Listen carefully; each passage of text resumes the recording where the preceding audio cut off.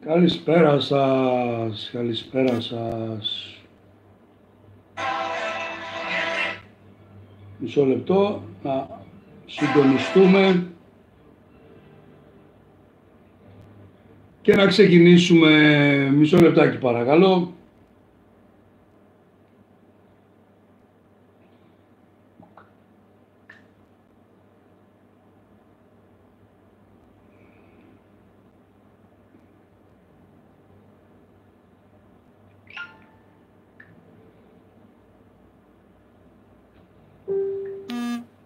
Λοιπόν, τι γίνεται παιδιά? Καλησπέρα Μιχάλη, καλησπέρα Πέτρο, καλησπέρα Άκη, βλέπω, δεν σας προλαβαίνω. Τι γίνεται? Χαμός. Καλησπέρα σας.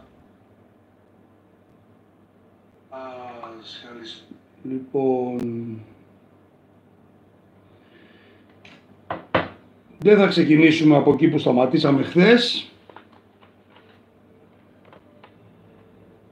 Νέος, τι είναι νέος? Όλοι νέοι είμαστε εδώ μέσα. Σκά, γέρο. Όλοι είμαστε νέοι, νεότατοι. Καλησπέρα Άκη.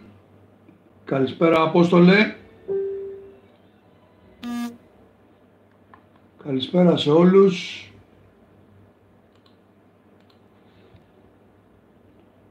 Για να δω τι γίνεται εδώ. Καλησπέρα Γιώργο, καλησπέρα Μαρία. Καλησπέρα Άκη. Ωραία. Καλησπέρα Σοφία, καλησπέρα Πέτρο, καλησπέρα Μαρία, καλησπέρα Κωνσταντίνα.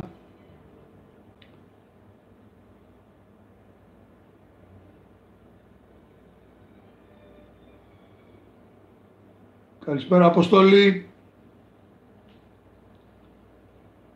Αποστόλη, και χτες και σήμερα λέγαμε για την υπόθεση Πυθία. Καλησπέρα Εβίτα. Καλησπέρα Μαρίνα.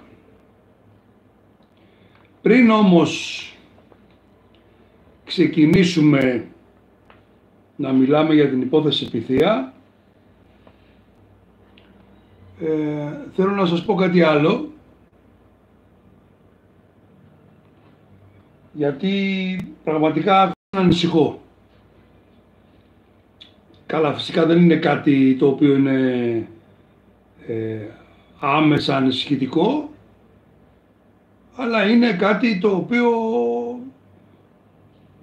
θα πρέπει να το δούμε. Θα πρέπει να το δούμε. Λοιπόν,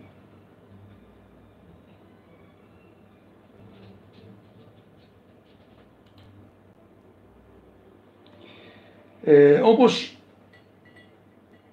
με ενημέρωσε ένας φίλος και χαίρομαι πάρα πολύ που... Καλησπέρα Λίτσα και σε όλη την παρέα από τη Λίτσα.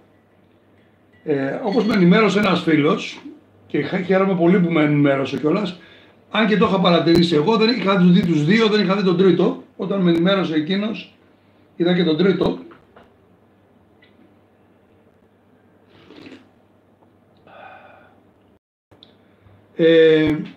Κάτι γίνεται στη Σαντορίνη. Καλησπέρα πάνω. Κάτι γίνεται στη Σαντορίνη. Κουνιέται το νησάκι, κουνιέται. Θα σας πω μονάχα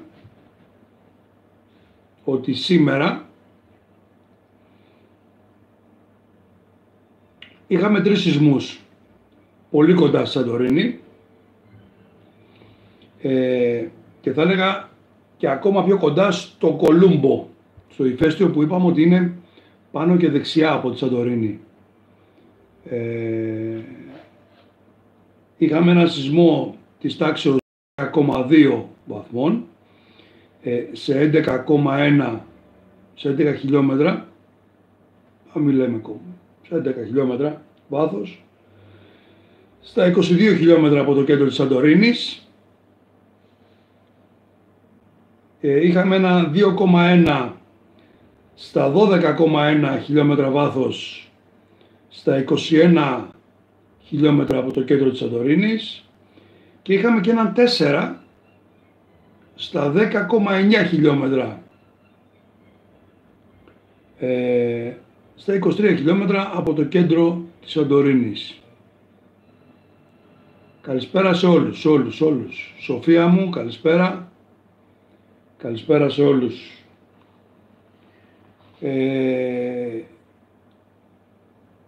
Είναι λίγο ανησυχητικό. Καλησπέρα Άκη. Καλησπέρα Κατερίνα. Καλησπέρα Ελένη. Καλησπέρα Γιάννη. Είναι λίγο ανησυχητικό αυτό, γιατί... Καλησπέρα Μανώλη.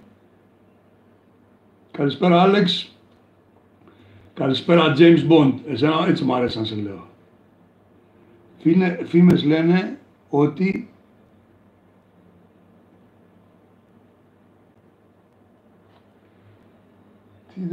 δεν πρόλαβα να το διαβάσω. Κάτι... Καλησπέρα Χρυσούλα. Δεν πρόλαβα να το διαβάσω.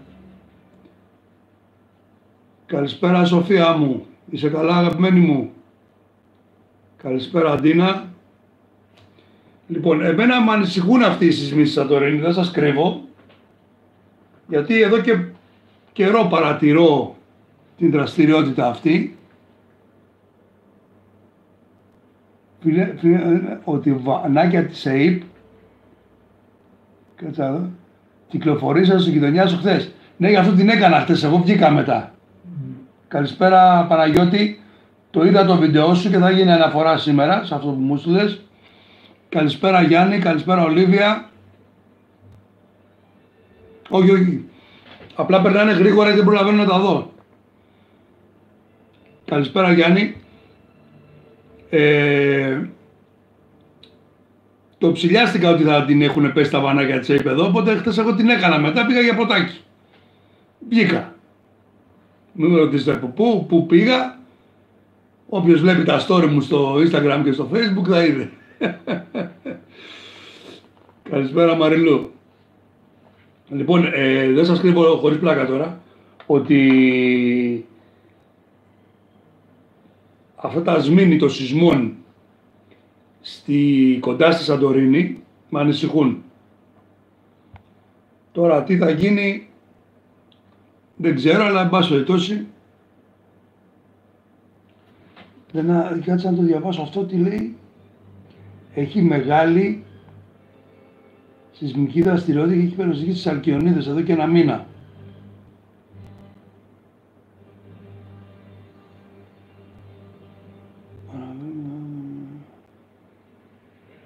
Ναι, έχει Γιώργο, καλησπέρα Γεωργία, καλησπέρα Γιώργο. Θα συνεχίσουμε Λιλιάνα. Έχουμε και άλλα σήμερα πράγματα πολλά. Καλησπέρα Νίκο, καλησπέρα Σίμω. Λοιπόν, ναι, στις Αλκιονίδες έχει τις τελευταίες μέρες ένα θεματάκι. Και ένα θεματάκι επίσης υπάρχει αυτές τις μέρες στη Γάο. Και εκεί γύρω από το νησί κάνει συνέχεια μικρά. Θα το δούμε. Γεια σου ρε Μιχάλη Στάμο με τις εξολέμπιες σου. Καλησπέρα Μιχάλη. Λοιπόν, αυτό το θεματάκι ως πρόλογο, γιατί με ανησυχεί ιδιαίτερα η Σαντορίνη. Μίλησα με μία φίλη μου διακεκριμένη μεσήτρια από τη Μύκονο και μου είπε ότι δύσκολα τα πράγματα εκεί. Μου λέει πάει η σεζόν. Ξέχνα τι μου λέει. Της λέω τίποτα, μου λέει δεν υπάρχει σεζόν φέτος στη Μύκονο. Γενικά τουριστική σεζόν. Μίλησα με μια φίλη μου στη Γερμανία. Μου λέει George, μου λέει δύσκολα τα πράγματα. Δεν θα μας αφήσουν να φύγουμε, να ανοίξουν τα σύνορα.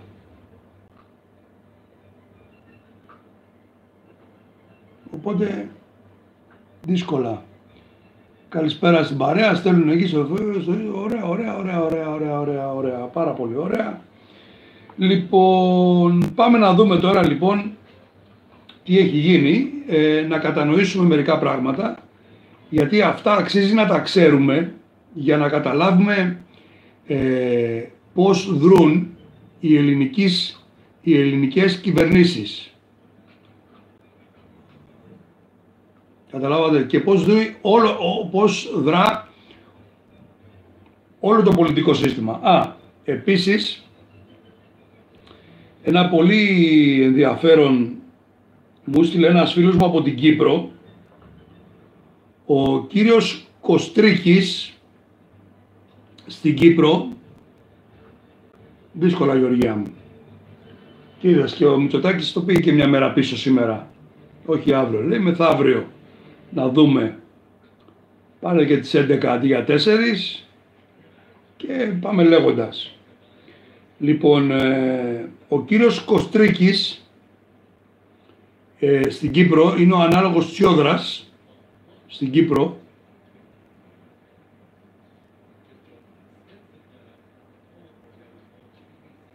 Προσέξτε από πού έχει πάρει αυτή τη θέση που έχει εκεί πέρα. Καλησπέρα πάνω μου ολυθός ο κύριος. Καλησπέρα Πέτρο, καλησπέρα Έμα. Λοιπόν, ο κύριος Κωστρίκης λοιπόν, που είναι ο αντίστοιχος Τσιόδρας της Κύπρου, έχει κάνει μεταδιδακτορικό ερευνητικό πρόγραμμα στο Rockefeller University της Νέας Υόρκης. Είναι επίκουρος καθηγητής στο Rockefeller University στη Νέα Υόρκη. Είναι επιστημονικό μέλος του Διεθνούς Δικτύου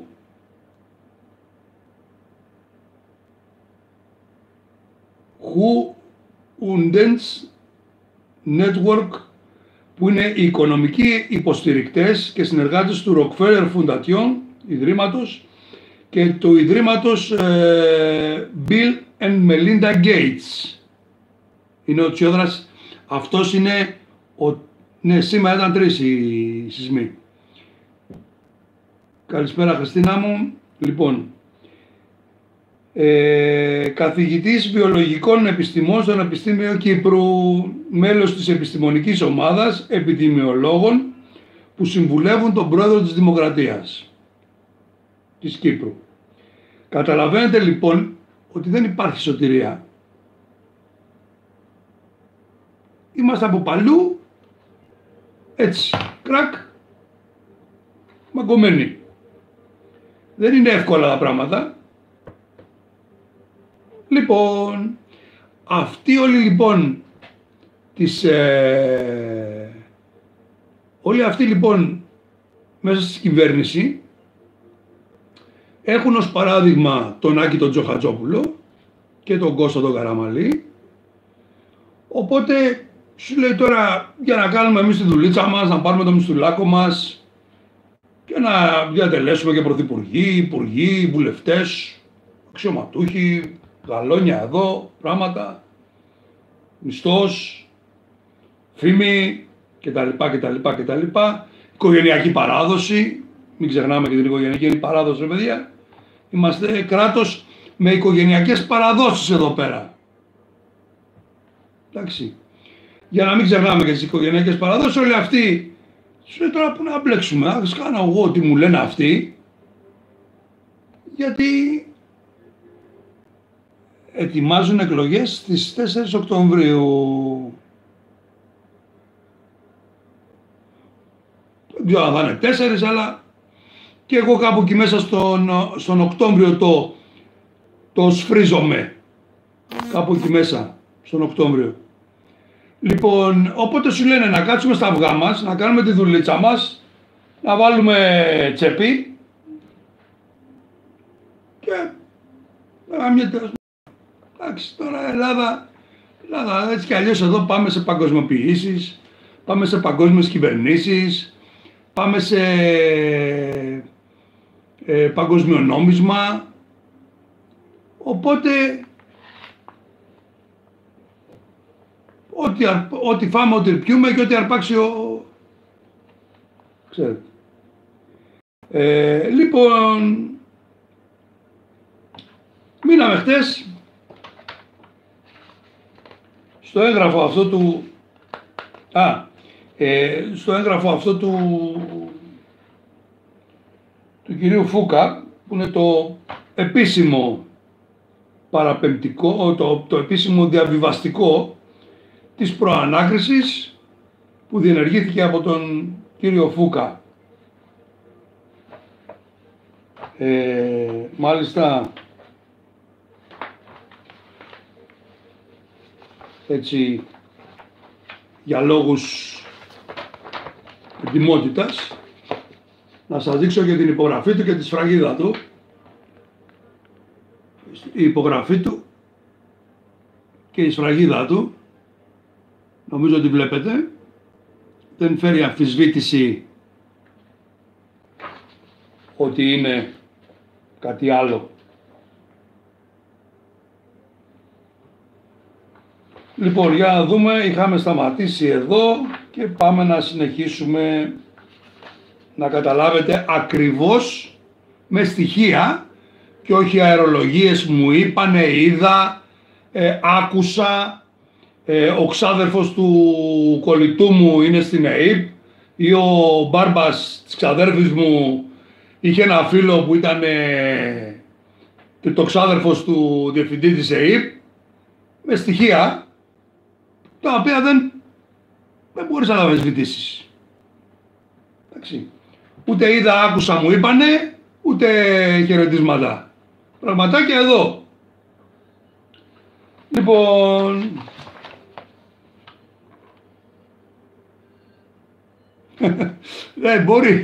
μπορεί κάποια στιγμή να δείτε εδώ να μπαίνουν μέσα και να μου λένε να πάμε και στις μαλακίες με τα live. Λοιπόν,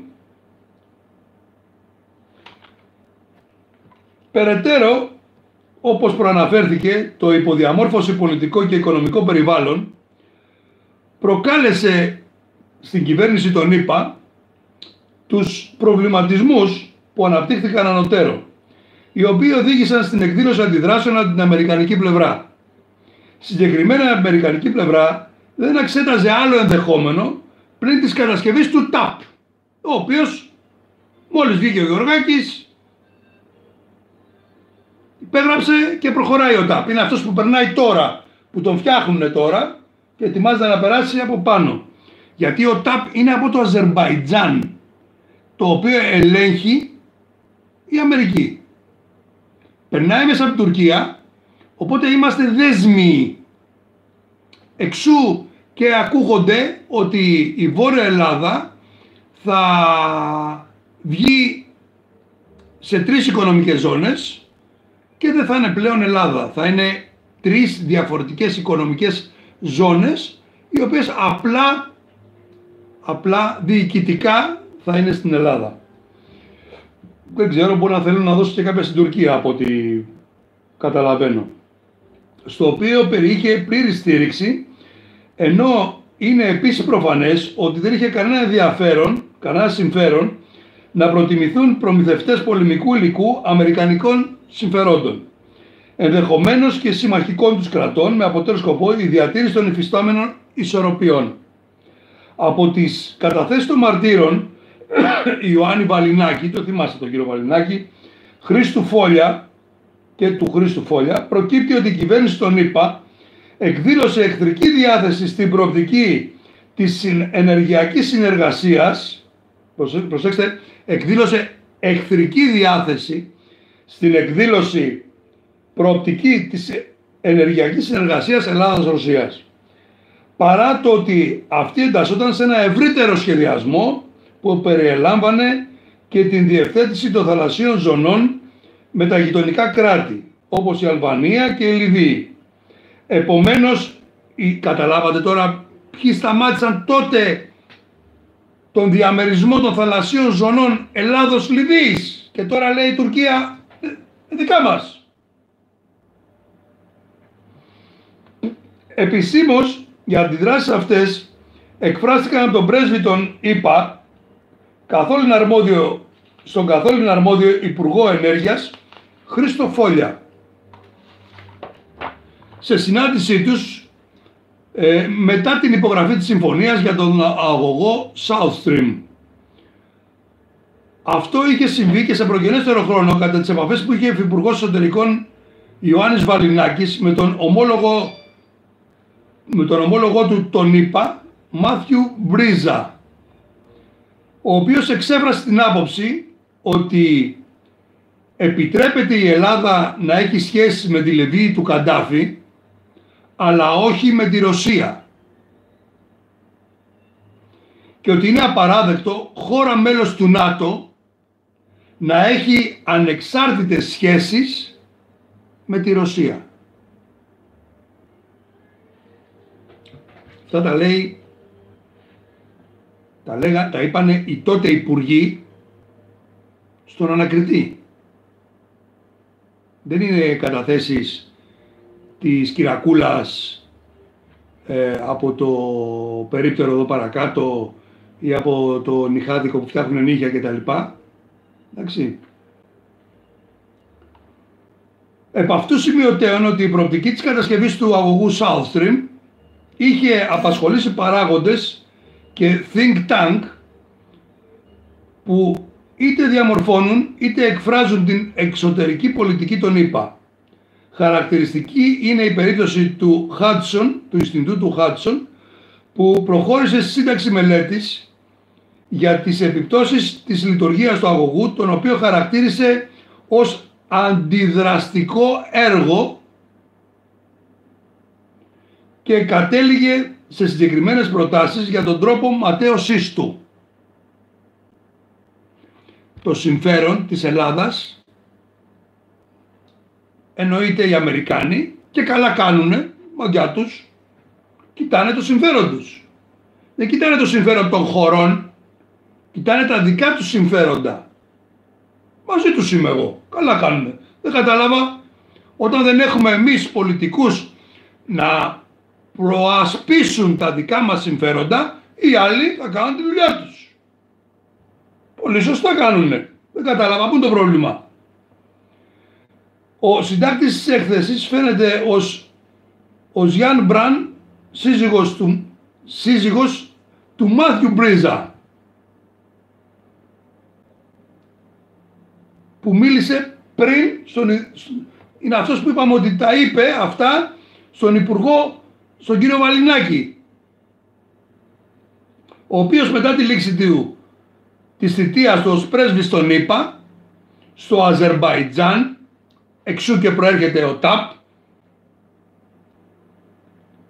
ανέλαβε καθήκοντα μέλος του Διοικητικού Συμβουλίου της τουρκικής εταιρείας Τουρκάς Πετρόλ. Καταλάβατε τι γίνεται? Γιατί οι Τούρκοι πάνε μπροστά? Γιατί πήρανε τα στελέχη των ΗΠΑ και τα βάλανε σε δικές τους εταιρείες.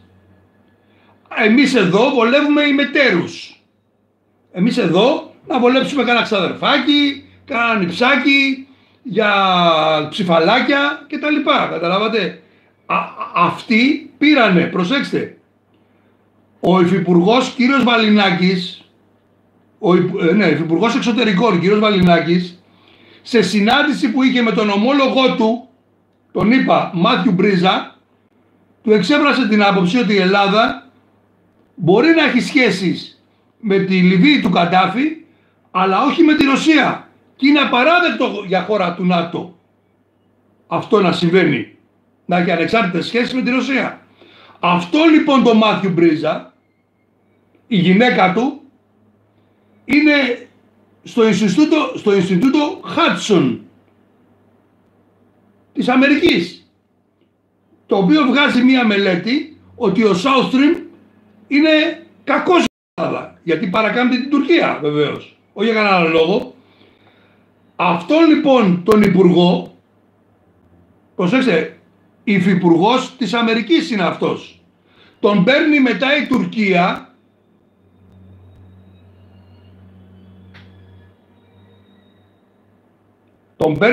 Τουρκία και τον διευθύνων σύμβουλο της Τούρκας Πετρόλ.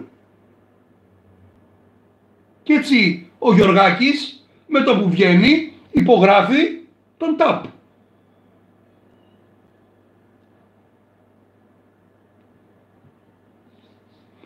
Το γεγονός της στήριξης της αμερικάνικης πλευράς προς τον αγωγό TAP εκτιμάται ότι μεταφέρθηκε στις ελληνικές κυβερνήσεις που σχηματίστηκαν μετά τις εκλογές του 2009 και από ό,τι βγήκε δηλαδή ο Γιωργάκης. Επιβεβαιώθηκε δε αυτό ως προς μία περίπτωση από την κατάθεση του μάρτυρα Βίκτορα Ρέστη, ο οποίος μετά από συνάντησή του με τον πρόεδρο των ΗΠΑ τον Μάιο του 2012, στην οποία παρευρέθη και ο διευθύνων σύμβουλος της εταιρείας Σοκάρ, μετέφερε στην ελληνική πολιτική ηγεσία την αμερικάνικη θέση επί του ζητήματος. Ο επιχειρηματίας που τον βάλανε μέσα, αν θυμάστε καλά, Βίκτορας Ρέστης. Είχε μιλήσει με τον πρόεδρο των ΗΠΑ και εδώ στην Ελλάδα τον βάλαν στην Μπουζού. Τα θυμάστε?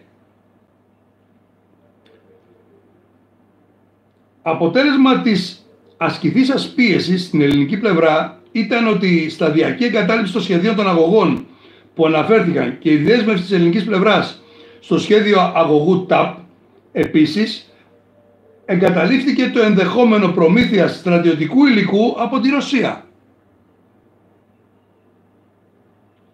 Ενώ παράλληλα έγιναν ιδιαίτερα έντονες ενέργειες που αποσκοπούσαν στην δημιουργία στενών πολιτικών, στρατιωτικών και οικονομικών σχέσεων και στον ενεργειακό τομέα με το Ισραήλ. Ενέργειες που είχαν την υποστήριξη της κυβέρνησης των ΗΠΑ. Γιατί φυσικά όταν η Ελλάδα συνεργάζεται με το Ισραήλ είναι με τις ευλογίες, μας σταυρώνουν. Ναι, είπα και λένε ναι παιδιά, με το Ισραήλ κάνουν τι θέλουν. Άγια πράγματα. Με τη Ρωσία είναι ακατανόμαστο το να συνεργαστείτε, γιατί είστε χώρα του ΝΑΤΟ.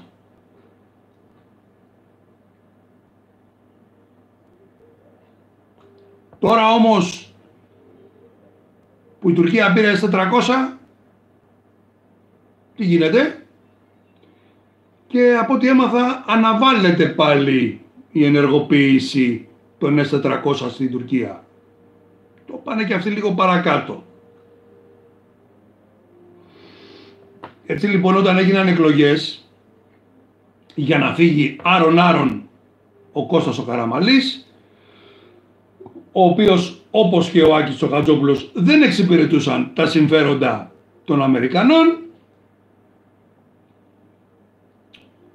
βγήκε ο Γιωργάκης, ο οποίος εγκατέλειψε τάχιστα τον South Stream και υπέγραψε τον TAP. Επαναλαμβάνω για αυτούς που δεν κατάλαβαν ότι ο South Stream και ο Αμπουργάς Αλεξανδρούπολη θα παρέκαμπτε την Τουρκία. Θα ερχότανε μέσω Ρωσίας χωρίς να περάσει από την Τουρκία. Ενώ ο TAP περνάει από το Αζερμπαϊτζάν στην Τουρκία και μετά στην Ελλάδα. Άρα η Ελλάδα είναι δέσμια της Τουρκίας. Και περνάει μάλιστα από τα βόρεια σύνορά μας, όπου ένα μεγάλο κομμάτι της Θράκης υπογείως το ελέγχει η Τουρκία. Συν τον θύλακα που έχει δημιουργήσει στα βόρειά μας από τα Σκόπια, συν τον θύλακα που έχει πλέον δημιουργήσει και εκεί της Αλβανίας, το λεγόμενο μουσουλμανικό τόξο. Καταλαβαίνετε τώρα γιατί από όπου περνάνε αγωγοί υπάρχει πόλεμος. Και τι περιμένει την Ελλάδα? Το λέω απλά, μπας και καταλάβετε. Που είπαμε να ψωνίσουμε να έχουμε μερικά ρεβιθάκια παραπάνω σπίτι μας. Λοιπόν, συνεχίζω. Ειδικότερα από το ανωτέρω αποδεικτικό υλικό, καταγραφές, συνομιλίες, κατασχεθέντα έγγραφα, μαρτυρικές καταθέσεις, προκύπτει ότι λίγες μέρες μετά τις εκλογές του 2009 επισκέφθηκε την Ελλάδα εκπρόσωπος Ισραηλινών συμφερόντων της εταιρείας, η οποία επιδίωκε την πώληση ηλεκτρονικού συστήματος εποπτείας προστασίας των συνόρων της χώρας. Το θυμάσαι αυτό το σύστημα? Αντιστοίχου προς το σύστημα γεωγραφικών πληροφοριών GIS που προαναφέρθηκε. Είναι αυτό που λέγαμε ότι αν είχαμε εγκαταστήσει στον Εύρο ή στα νησιά δεν θα πέρναγε κουνούπι. Είναι αυτό το σύστημα. Ο Σάνο, ο οποίος κατά πληροφορίες ήταν πρώην στέλεχος των υπηρεσιών πληροφοριών του Ισραήλ, τι άλλο θα ήταν, συναντήθηκε με τον μάρτυρα Αλέξανδρο Γεώργιο Ρόντο, ο οποίος κάποιος Γεώργιος Ρόντος μου είχε κάνει πρόταση φιλίας να τον αποδεχτώ στο Facebook. Συγγνώμη φίλε μου, δεν ξέρω αν είναι συνωνυμία ή είσαι εσύ, αλλά δεν χρειάζεται να μαγίνουμε φιλαράκια. Που τον παρέπεψε στον τότε αρμόδιο Υπουργό Δημοσίας Τάξεως. Είπαμε ότι αυτός ο Αλέξανδρος Γεώργιος Ρόντος είναι σε όλα μέσα. Σε αυτό το σημείο να πω ότι η Ρωσία έχει κυκλοφορήσει και διάφορα βιντεάκια, έχει κυκλοφορήσει μάλλον ντοκιμαντέρ ολόκληρο για την απόπειρα δολοφονίας του Κώστα Καραμαλή. Έχει κυκλοφορήσει ολόκληρο βίντεο. Μου το έστειλε ένας φίλος ακροατής, τον ευχαριστώ πάρα πολύ, ο Παναγιώτης, αν δεν κάνω λάθος, και κάποια στιγμή θα το είδα, αλλά θα το αναβάσω και στο blog μου. Η πολιτική ηγεσία του ΟΣΑΝ Υπουργείου αρνήθηκε την παραλαβή του συστήματος GIS με την αιτιολογία ότι η προμήθεια του συστήματος αυτού δεν ήταν συμβατή με τη λειτουργική αποστολή και τις αρμοδιότητες της ΕΕΠ.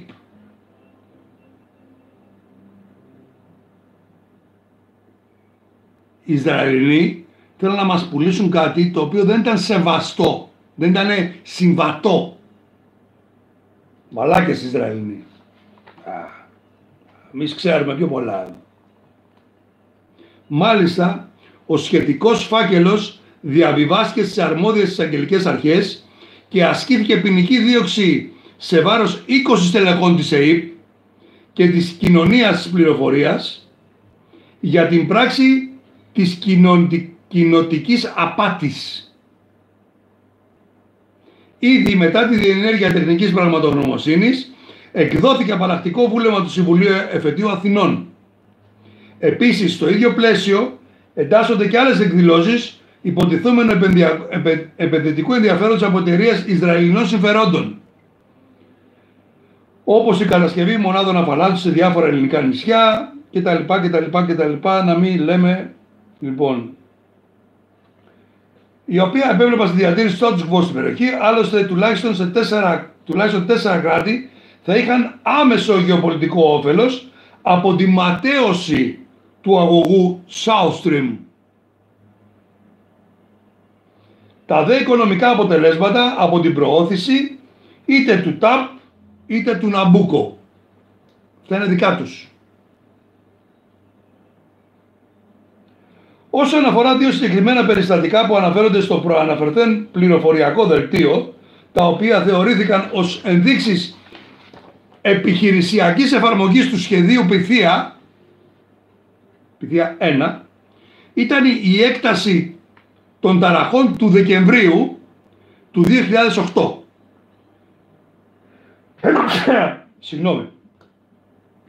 Να δείτε ότι τίποτα δεν γίνεται τυχαίο και πως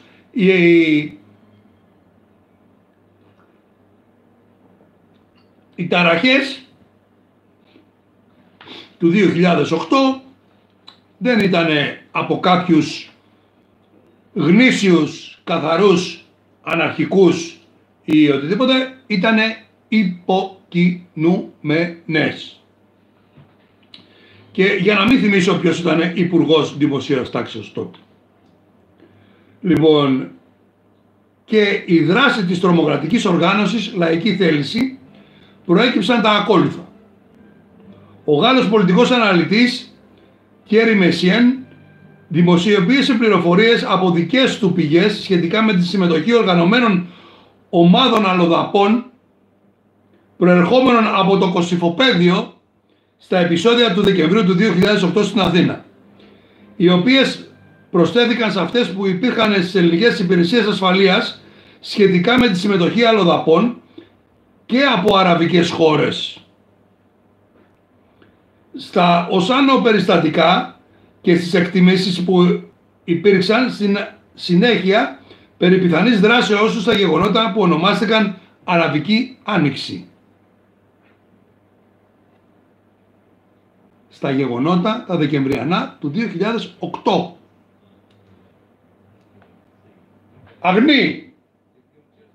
Αγνοί αναρχικοί βγήκαν έξω και τα κάνανε μπουρδέλο. Όλοι τσιράκια της ΣΥΑ, της ΜΙΤ και από χώρες που είχαν συμφέρον να ακυρωθεί ο South Stream. Τα βλέπετε τώρα. Κατά τα άλλα, τότε τρέξανε χιλιάδες Έλληνες να ψηφίσουν το Γιωργάκη ως σωτήρα. Και βλέπετε ότι δεν υπάρχει άλλο κόμμα, δεν μπορείτε να ψηφίσετε κάποιο άλλο κόμμα, γιατί απλούστατα δεν υπάρχει άλλο κόμμα. Δεν αφήνουν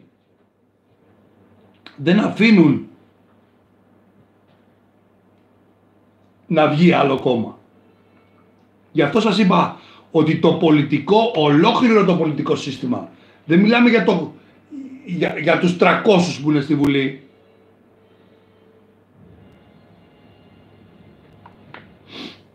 Εγώ φέτος είχα μια πρόταση για κάποιο πολιτικό φορέα και του είπα κάτι πάρα πολύ απλό. Να μπω, του λέω, σε ένα πολιτικό φορέα, ο οποίος είναι πάρα πολύ κοντά στα ιδιότητα δικά μου. Να υπερασπιστώ ένα πολιτικό σύστημα με το οποίο δεν συμφωνώ. Τώρα σαν να κοροϊδεύω τον εαυτό μου. Έτσι δεν είναι? Όταν δεν συμφωνείς με ένα ολόκληρο πολιτικό σύστημα, όχι με ένα φορέα. Οπότε είναι σαν να κοροϊδεύεις τον εαυτό σου. Δεν κατέστη δυνατός ο εντοπισμός και η συλλογή αποδείξεων σχετικά με την Αραβική Άνοιξη που έλεγε πριν. Επίσης δεν κατέστη δυνατή εξακρίβωση της συμμετοχής ή μη προσώπων συνδεδεμένων με υπηρεσίες άλλων κρατών και ιδίως υποστοιχείο α κατηγορούμενο, όπως ανέφεραν οι σχετικές πηγές.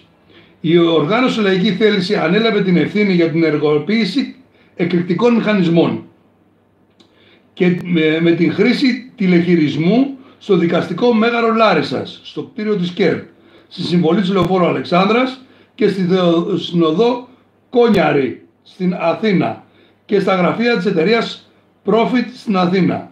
Η πρώτη των ως άνω ενεργειών έγινε σε χρόνο λίγο πριν την έναρξη των Ολυμπιακών Αγώνων του 2004, δημιουργώντας εύλογο ζήτημα σχετικά με τις συνθήκες ασφαλείας κατά τη διεξαγωγή τους και καθιστώντας για πολλούς λόγους αναγκαία την παραλαβή του συστήματος C4I. Το σύστημα που εγκαταστάθηκε και δεν λειτουργήσε ποτέ. Το πληρώσαμε όμως. Έπεσε το παραδάκι, το πήραμε, το εγκαταστήσαμε, αλλά δεν ποτέ.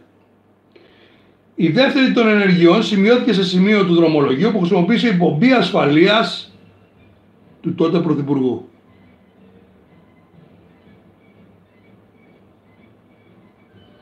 Η δε τρίτη ενέργεια στρεφόταν σε βάρος της εταιρείας που είχε εμπλακεί στην προμήθεια του συστήματος C4I.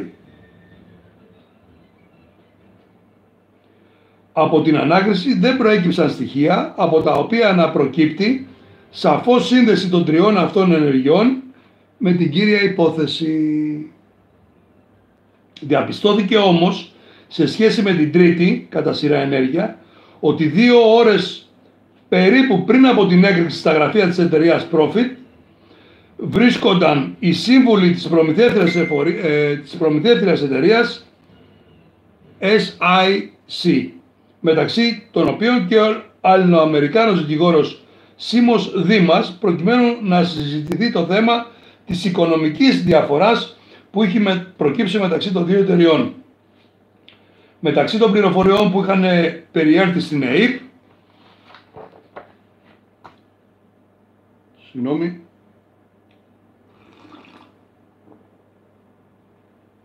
το θέρος του 2009 από τον προαναφερθήσα πληροφοριοδότη θ.σ.13 ήταν και αυτή που αφορούσε την εγκατάσταση της λειτουργίας συστημάτων ασυρμάτων επικοινωνιών από πρόσωπα σχετιζόμενα με ξένη μυστική υπηρεσία σε συγκεκριμένη τοποθεσία στην περιοχή της Βάρκητσας. Πραγματοποιήθηκε εξωτερικός οπτικός έλεγχος στην τοποθεσία όπου αναφέρθηκαν οι πληροφορίες με τη συμμετοχή εκπροσώπων της ΑΔΕ. Διαπιστώθηκε ότι από τις αρμόδιες αρχές δεν έχει εκδοθεί άδεια για την εγκατάσταση ασυρμάτου στην περιοχή. Β. Από τον εξοπλισμό που ανέφεραν στις πληροφορίες κατά τον έλεγχο υπήρχε μόνο μία κεραία εκτιμόμενου ύψους 7 έως 8 μέτρων και δεν εντοπίστηκαν τα λοιπά αντικείμενα που είχε αναφέρει ο πληροφοριοδότης. Για τον λόγο αυτό και επειδή ήταν σαφές ότι τα αντικείμενα που πολύ πιθανόν θα διέφεραν είχαν απομακρυνθεί, δεν κρίθηκε σκόπιμο να προβούμε σε περαιτέρω ενέργειες. Τέλος, και δώστε λίγο βάση τώρα εδώ και ειδικά στην επόμενη παράγραφο που θα σας πω. Τέλος, ένδειξη σχετικά με την πιθανή ανάμειξη ξένης υπηρεσίας στις ανωτέρω ενέργειες συνιστά και το εξής περιστατικό. Την 23 Έκτου 2014 επικοινώνησε με το ανακριτικό γραφείο κ. Φούκα. Παρακαλώ, εδώ θέλω να δώσετε λίγο προσοχή. Την 26 Τρίτου 2014 επικοινώνησε με το ανακριτικό γραφείο πρώην στέλεχος της Εθνικής Υπηρεσίας Πληροφοριών, πρώην στέλεχος, με το οποίο υπήρξε προηγούμενη συνεργασία κατά την ενέργεια για τους δασικούς εμπρισμούς που αποδίδονταν σε υπηρεσίες ξένης χώρας, ζητώντας έντονα την πραγματοποίηση συνάντησης. Δηλαδή ένας πρώην πράκτορας πήρε τηλέφωνο στον ανακριτή, τον οποίο τον γνώριζε από προηγούμενη συνεργασία, και του είπε πρέπει επειγόντως να σε δω, η οποία και πραγματοποιήθηκε την ίδια μέρα. Καθ' αυτήν αναφέρθηκε σε τηλεφωνική επικοινωνία με γνωστό σε αυτόν υπήκο ΗΠΑ και στέλεχος των μυστικών υπηρεσιών της χώρας του, τον ΗΠΑ, με προηγούμενη υπηρεσία στην Ελλάδα, ο οποίος του ζήτησε να έρθει σε επαφή με εμάς, τον ανακριτή δηλαδή, και να μας μεταφέρει, ακούστε προσεκτικά, την άποψή του ότι οι ελληνοαμερικανικές σχέσεις είναι πλέον φιλικές και ότι η έρευνα πρέπει να σταματήσει. Διότι η έρευνα παρεμποδίζει την περαιτέρω ανάπτυξή τους. Τα στοιχεία του προσώπου αυτού είναι ευχερώς εξακριβώσιμα, καθώς είναι ένα από τα δύο πρόσωπα που είχαν συλληφθεί στο περιστατικό της οδού Μυθύμνης το 1993 και είχε απελαθεί στη συνέχεια.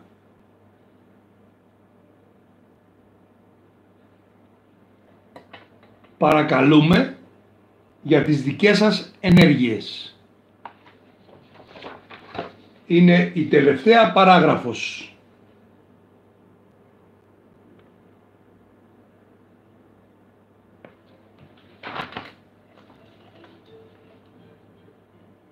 Καταλάβατε? Θα σας το ξαναδιαβάσω να το εμπεδώσετε, γιατί εδώ είναι όλο το ζουμί. Γι' αυτό πάει στο δικαστήριο η υπόθεση. Γι' αυτό βάλανε αυτό το τσιράκι εδώ να γράψει μια κωμική υπόθεση συνωμοσίας με Ρώσους πράκτορες, Αμερικάνους εκτελεστές και κυπατζίδικες ιστορίες. Αυτό εδώ το τσιράκι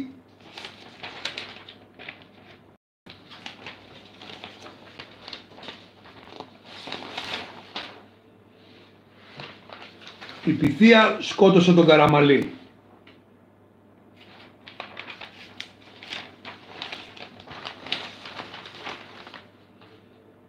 Σας το ξαναδιαβάζω για να το εμπεδώσετε. Ο γνωστός από προηγούμενη υπόθεση Έλληνας πράκτορας, πρώην πράκτορας πλέον της ΕΥΠ, αλλά όταν ήταν πράκτορας της ΕΥΠ είχε συνεργαστεί με τον ίδιο τον εισαγγελέα,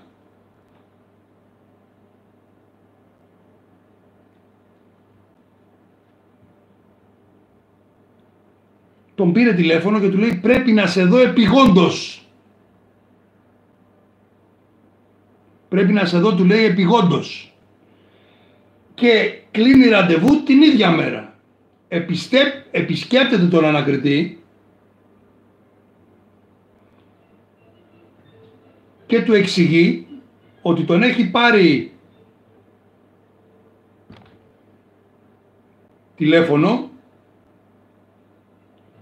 και του λέει οι ελληνοαμερικάνικες λέει σχέσεις είναι πλέον φιλικές και ότι η έρευνα πρέπει να σταματήσει διότι παρεμποδίζει την περαιτέρω ανάπτυξή τους. Επειδή, φίλε μου, έγραψες κάποιος ότι τα ίδια έλεγε και ο Βαξεβάνης, εγώ δεν τα λέω εγώ τα διαβάζω. Εντάξει. Εγώ τα διαβάζω από εδώ. Τα έχω και υπογραμμισμένα. Άμα θέλετε να τα δείτε, μια και από κάτω φαίνεται και η σφραγίδα και η υπογραφή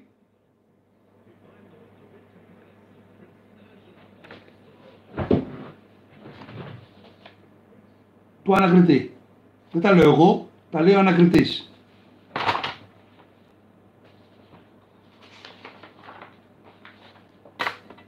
Καταλαβαίνετε τώρα λοιπόν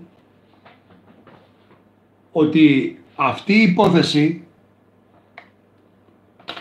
έφτασε πλέον στο δικαστήριο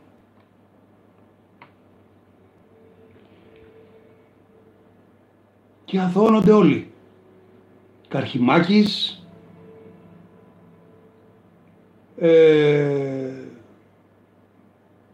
ο Μπαζίλ, ο οποίος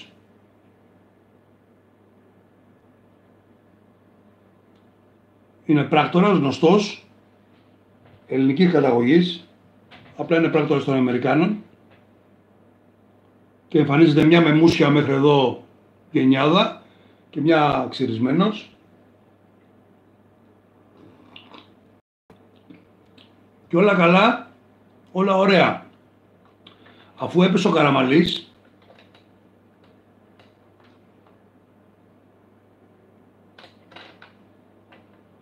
μπήκε ο Γιωργάκης επάνω, έγινε η δουλίτσα, τώρα οι σχέσεις είναι καλές. Οπότε, όλα μια χαρά. Ας την έρευνα στην άκρη, δεν εξυπηρετεί σε κάτι. Πείτε μου εσείς, είναι μαλάκες όσοι αυτοί κυβερνήσαν από τότε και μετά να έχουν την τύχη του Τσοχατζόπουλου και του Καραμαλή? Μαλάκες δεν είναι. Οπότε, επειδή τα τρολάκια συνεχίζουν και στέλνουν μηνύματα στο Facebook, στο YouTube κτλ, να ξέρουν ότι έχω πολλά κιλά αχαμνά και τους έχω γραμμένους εκεί. Τώρα από εκεί και πέρα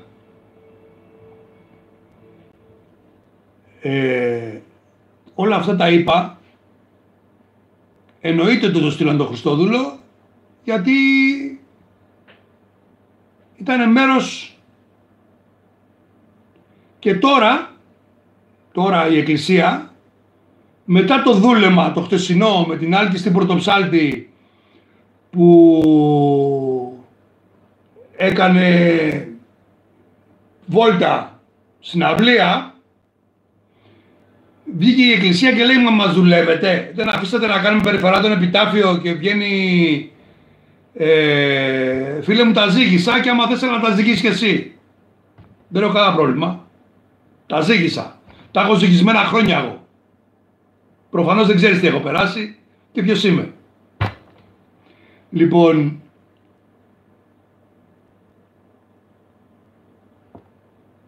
έτσι λοιπόν η κυρία Άλκη στην Πρωτοψάλτη, πάρα πολύ ωραίο, δεν λέω εγώ όχι, ήταν πάρα πολύ ωραίο αυτό που έκανε.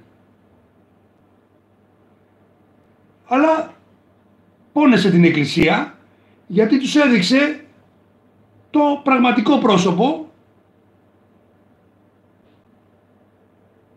αυτό. Σε όλα αυτά τα τρολάκια λοιπόν που στέλνουν μηνύματα, θα ήθελα να πω ένα καθρέφτη να κοιτάξουν τον εαυτό τους και να αναλογιστούν πόσο μαλάκες μπορεί να είναι για να κάνουν αυτό το θεοάριστο έργο που τους έχουν επιτάξει να κάνουν. Ο καθρέφτης είναι ο καλύτερος σύμβουλος. Ξέρεις, κάποια φορά που και που πρέπει να το κοιτάμε.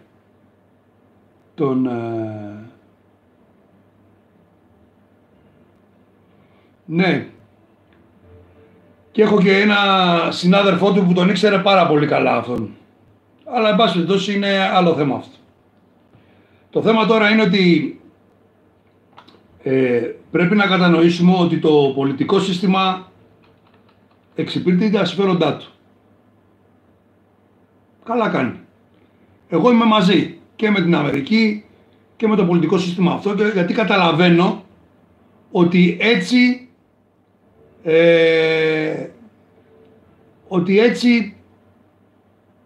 μπορούν να επιβιώσουν. Και εδώ μιλάμε για ένα αγώνα επιβίωσης. Άρα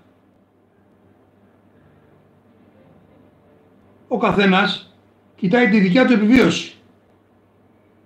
Οπότε δεν μπορείς να κατηγορήσεις κανέναν. Το θέμα είναι οι δικοί μας τι κάνουν. Γιατί μη ζητάμε πάντα ευθύνες από τους άλλους.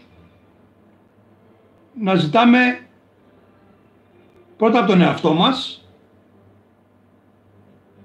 και μετά από τους άλλους.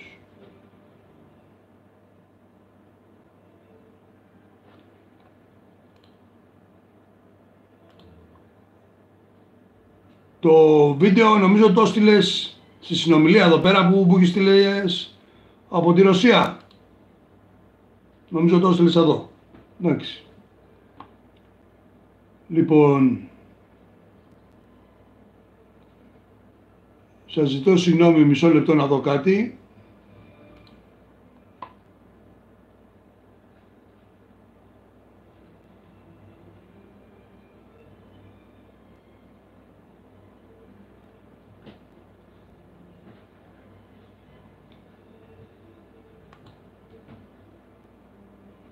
Λοιπόν, δεν ξέρω αν θέλετε να πούμε κάτι άλλο, να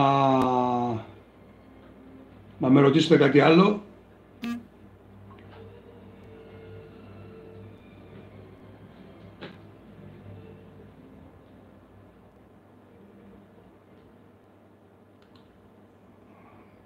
Μισό λεπτάκι.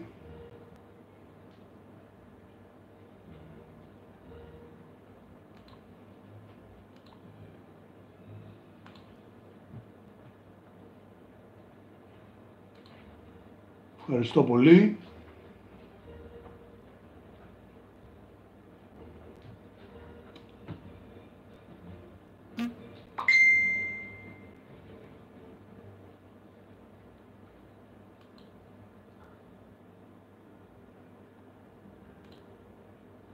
Ευχαριστώ πολύ και εσάς.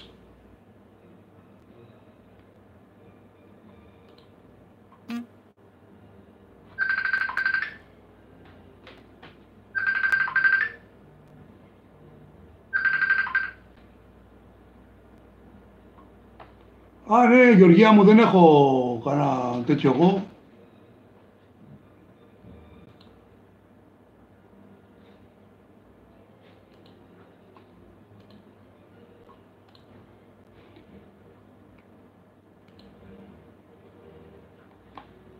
Απλά κάνω εδώ κάτι δικά μου.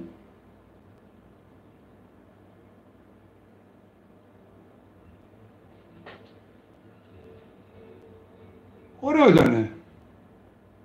Δεν λέω εγώ, και εμένα μου άρεσε, αλλά στα πλαίσια να υπήρχαν και άλλα πλαίσια.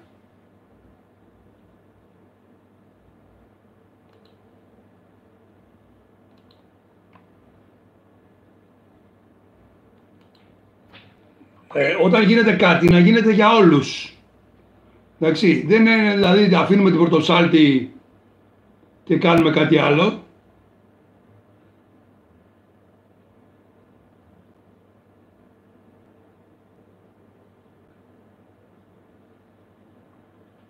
Κοίταξε, Ηλία μου, το θέμα είναι τι κάνουμε από εδώ και πέρα.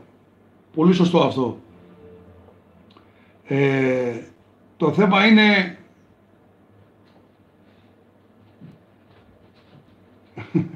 Νεόφιτε, θα σου πάρω μία. Όταν ξανανοίξουν τα σύνορα, θα ξανάρθεις στην Ελλάδα. Θα πάμε να σου πάρω μία μπλούζα. Φανελίτσα, όπως τη λες. Ηλία μου, το θέμα είναι τώρα να ξέρουμε... Γιατί έκανα εγώ όλα αυτές και τις δύο εκπομπές αυτές. Γιατί καλό είναι να ξέρουμε το πώς δρούν. Εντάξει. Το πώς δρούν. Από εκεί και πέρα, άμα ξέρεις το πώς δρούν, κάνεις σιγά σιγά, ανάλογα με το τι θα δημιουργήσουν, θα δούμε. Δηλαδή, δεν είναι να τρελαινόμαστε ή να χωνόμαστε για το τι θα κάνουμε, βήμα-βήμα.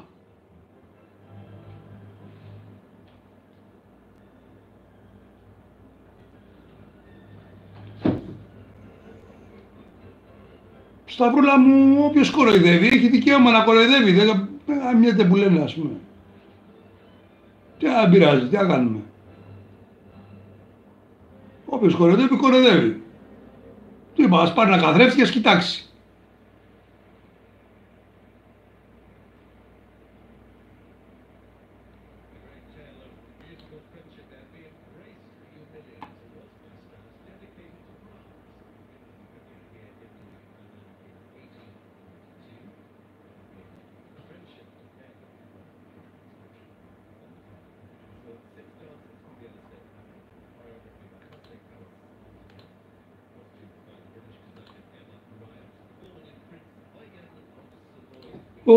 Λοιπόν, αυτά.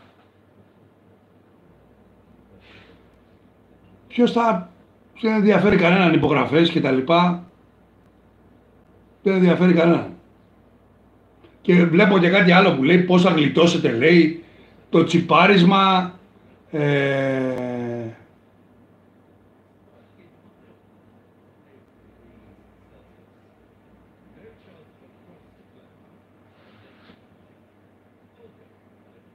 Ανέστη μου, ψηφίσεις δεν ψηφίσεις, ψηφίσεις δεν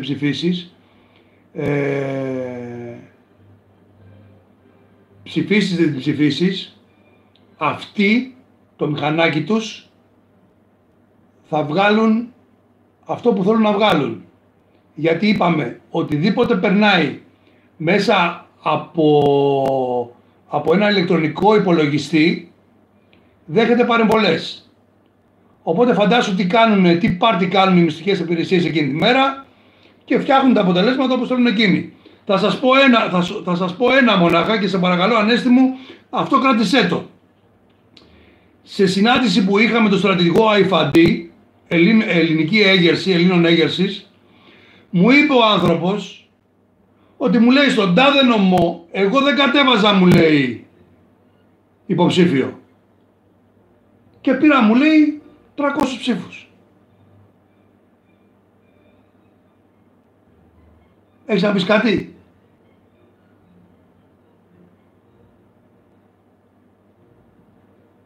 Το που θα καταλήξει η συμφωνία αρχίζει και φαίνεται. Όταν σου λένε τώρα για το βραχιολάκι, για να ταξιδέψεις με βραχιολάκι, σιγά σιγά θα πούνε το βραχιολάκι δεν βολεύει, βάλε το τσιπάκι, φέρε μαζί σου το βιβλιάριο, γιατί υπάρχουν χώρες και τώρα που για να ταξιδέψεις πρέπει να έχεις κάνει κάποια εμβόλια. Μην κοιτάτε εσείς μόνο την Ευρώπη, υπάρχουν χώρες που για να ταξιδεύεις πρέπει να έχεις κάνει κάποια εμβόλια και έχεις μαζί σου βιβλιάριο εμβολίων. Θα σου πούνε ότι για να κρίνονται όλα αυτά πρέπει να είναι τσιπαρισμένα, πρέπει να μπουν όλα ηλεκτρονικά πλέον. Μην το συζητάμε από εκεί και πέρα.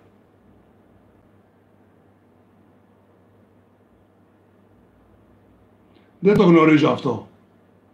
Αν πέθανε ή όχι, δεν ξέρω. Με το 5G είναι μια άλλη δουλειά. Είναι υποδιερεύνηση όλο αυτό. Αν πέθανε η εθελόντρια, παιδιά, δεν ξέρω. Το πιστοποιητικό ανοσίας. Μα είπε και σήμερα είδατε τι έγινε. Μια γυναίκα, η οποία, εδώ στην Ελλάδα, η οποία είχε αρρωστήσει από τον ιό, έγινε καλά, βγήκε από το νοσοκομείο, σήμερα ξαναρρώστησε. Άρα, γιατί αντισώματα μιλάμε?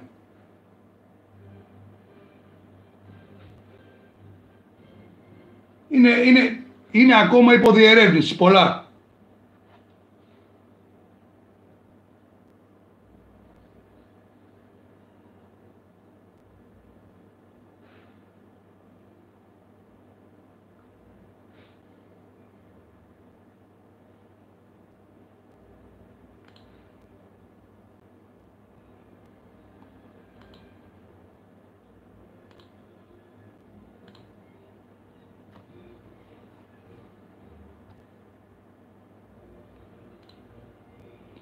Λοιπόν, σας ευχαριστώ πολύ που παρακολουθήσατε άλλη μία εκπομπή.